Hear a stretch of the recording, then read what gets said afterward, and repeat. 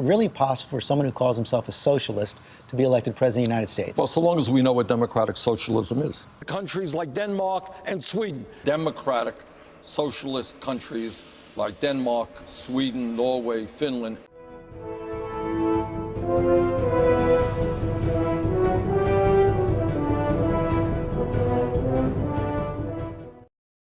Socialism is back in the news. A 28-year-old Democratic Socialist just outed an incumbent Democrat in their continued swing to the hard left. The 28-year-old knocked out a 10-term congressman expected to take Pelosi's place as leader of the Democrats in the House. Just as when the hard left progressives pushed the base in the primaries, we're going to hear stories about democratic socialism in Scandinavian countries.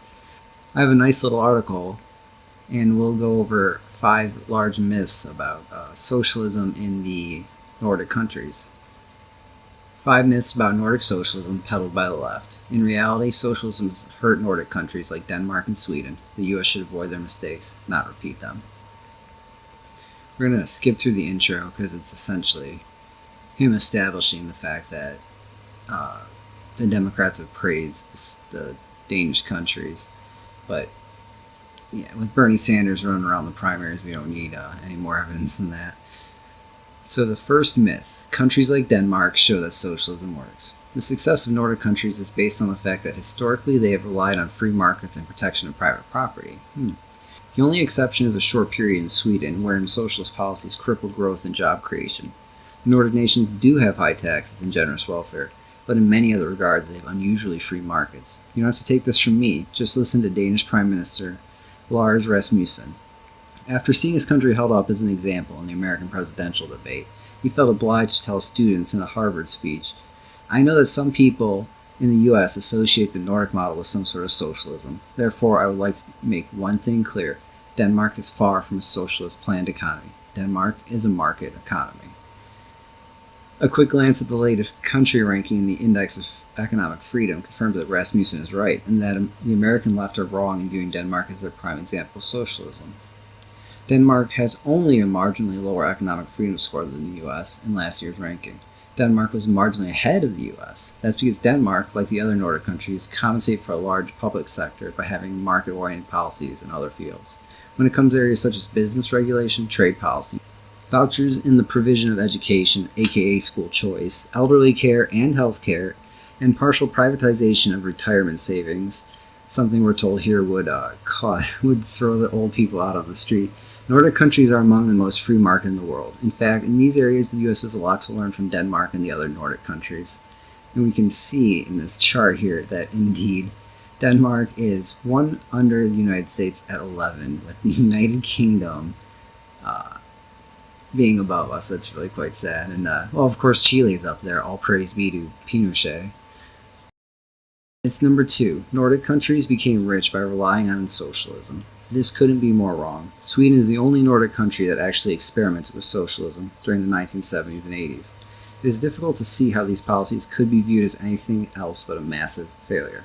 Sweden's economic development can be divided up in 4 areas. A free market era lasted between 1870 and 1936. During this time, the economic policies of the country were characterized by minimal government involvement, and the Swedish economy grew more rapidly than any other Western European country. Between 1936 and 1970, Social Democrats made their way into Swedish politics, but even leftist governments were careful not to disturb the market.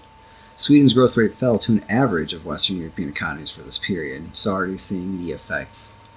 There came an era between 1970 and 1991 where Social Democrats actually tried to introduce a form of planned economy in the country. Sweden's growth rate fell to the second lowest among Western European countries. What a surprise. The center-right government that was elected in 1991 and consequent governments on both the right and left have moved the country towards free markets again. As a result, Sweden has experienced the second highest growth rate in Western Europe during its new free market era between 1991 and 2014. Once you gain more knowledge about the actual economic histories of Sweden and other Nordic countries, it turns out that their experience is not a case for socialism, but rather strongly points to the benefit of economic freedom. And this is also something you see in Eastern Europe as they've shifted heavily towards market economies in the wake of being crushed by communism for half a century. Myth number 3. Nordic-style welfare leads to an admirable social outcome. At first, this seems to make sense. After all, Nordic countries have high lifespans and low child mortality. Surely this is the effect of democratic socialism? Well, again, a closer look debunks the myth. In fact, we find that the admirable social outcomes predate the welfare state. Today, Nordic countries stand out as having high tax models. Denmark, for example, has the highest tax rate among developed nations. But in 1960, the tax rate in the country was merely 25% of GDP, lower than 27% in the US at the time.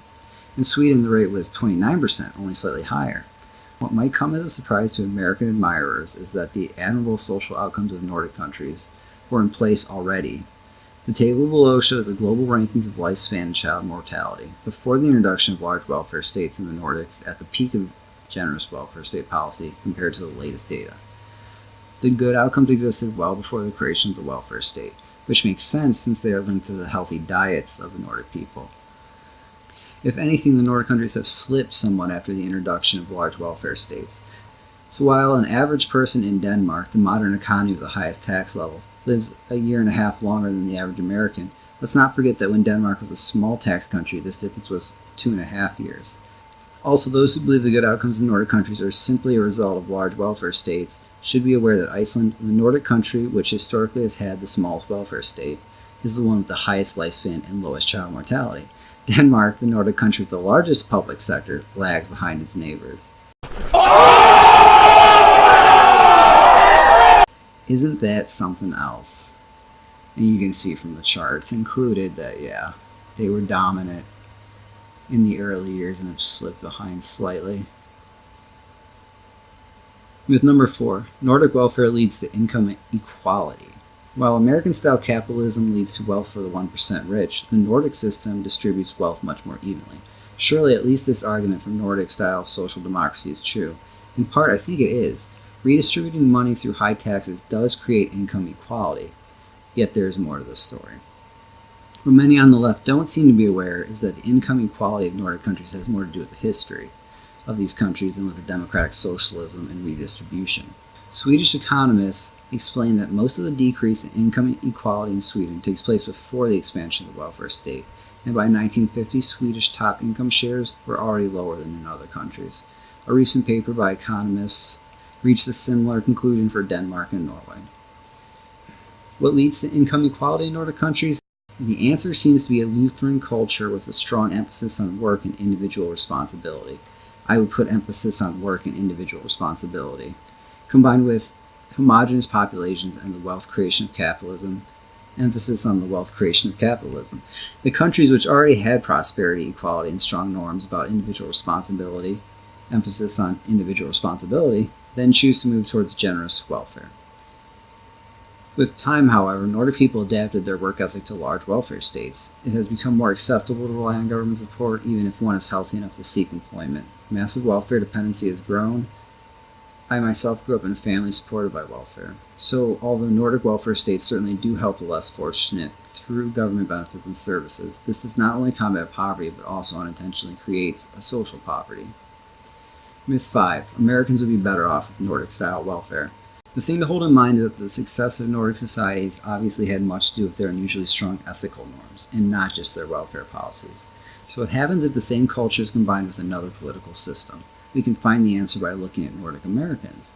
Historically, it was mainly the impoverished people in Nordic countries who sailed to find new lives. Despite this, Nordic Americans have managed to be much more affluent than their cousins who stayed behind. Today, Danish Americans have fully 55% higher living standards than Danes. Swedish Americans have 53% higher standard than Swedes. The gap is even greater, 59% between Finnish Americans and Finns. Even though Norwegian Americans lack the oil wealth of Norway, they have a 3% higher living standard than their cousins overseas. Even all Americans down here does better than Denmark, Sweden, and Finland. Norway is the only one that even competes. Bernie Sanders, Hillary Clinton, and Barack Obama would be shocked to find out that Nordic Americans are also more socially successful than their cousins in the Nordics. They have exponentially lower high school dropout rates, much lower unemployment rates, and even lower poverty rates.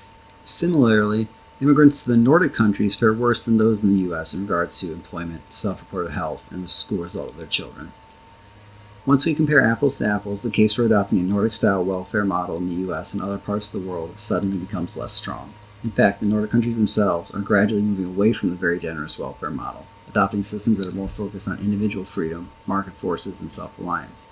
The true story of Nordic success is in this regard important for the advocates of freedom to learn, not because Nordic countries are important in themselves, but because of their status as the ideological Shangri-La of the left. 5 quick myths. Put that in your pocket and whip it out at parties. Sure to shut up your leftist friends. But yeah, socialism eats away at everything it touches, so thanks, Bernie Sanders. We are the Republic's walls, and they hope to come and take it.